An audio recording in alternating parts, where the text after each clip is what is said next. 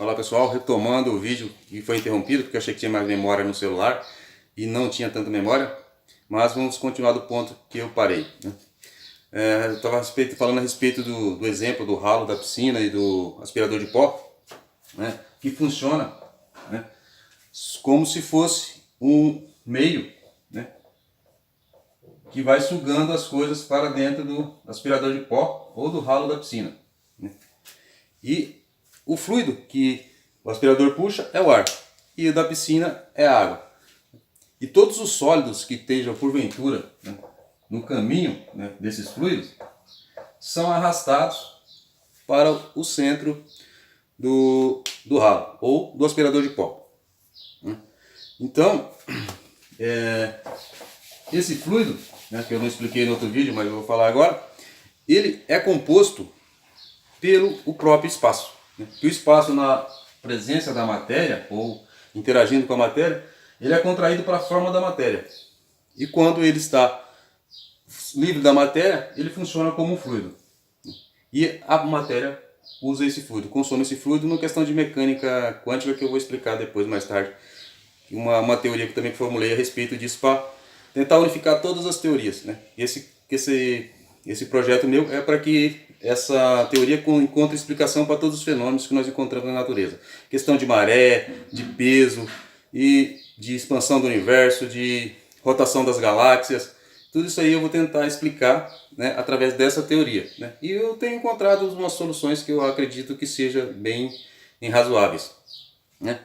E a questão desse fluido de espaço, né, que seria propriamente dito, né, um espaço que está contraindo, e isso, quando ele contrai, ele vai em direção à matéria, atravessando todos os corpos que estejam em seu caminho, e algumas partículas desse fluido interagem com a matéria, se chocando e provocando uma força de arrasto. Como exemplo de uma correnteza arrastando outras coisas, só que permeando todo o corpo. Ele não desvia, que nem a correnteza arrasta as coisas, puxando, se chocando toda. A maioria do fluido através desses corpos. Algumas partículas se chocam e arrastam o corpo. Essa é a questão de nós não sentirmos toda a força da gravidade, porque se você considerar, a gravidade é uma força extremamente forte, né? Porque o Sol está a 150 milhões de quilômetros da Terra e nós sentimos a gravidade dele, né? E a Lua está a 386 mil quilômetros de distância e a gravidade também é afetada pela Terra, a gravidade da Terra. Então a gravidade é uma força extremamente forte, né? E para sentirmos, nós sentimos só apenas uma pequena parte dessa força, que é as pequenas partículas que se chocam ao atravessar o corpo. A maioria continua o caminho normal em direção ao corpo maior, que no caso seria, dar um exemplo da maçã, seria a Terra, e o corpo menor seria a maçã. Então a maçã praticamente ela não vai sentir o impacto total dessa gravidade, né? Assim, uma minúscula parte seria essa maçã, né? Voltando à questão dos corpos abandonados, né, a uma mesma altura, né, numa superfície sem interferência da atmosfera, né, e a solução porque eles caem ao mesmo tempo, mesmo tendo massas diferentes, né. Acontece que esse fluido, ao atravessar os corpos, na mesma altura, ele está na mesma velocidade. E ele estando na mesma velocidade, ele vai acelerar os corpos na mesma velocidade. Que no caso da Terra seria 10 metros por segundo ao quadrado. E da Lua, 1/3 dessa aceleração no máximo. Então, como não tem um vetor de cá e outro de cá, né, a massa do corpo não interessa.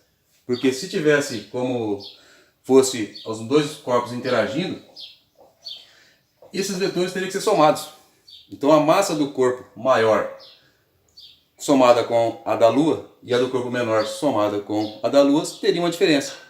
E essa diferença, né, não é vista na prática, porque os corpos caem ao mesmo tempo. Então é apenas um vetor agindo, que é o vetor do fluxo atravessando o corpo, no caso em queda, né, que vai ser acelerado ao mesmo tempo.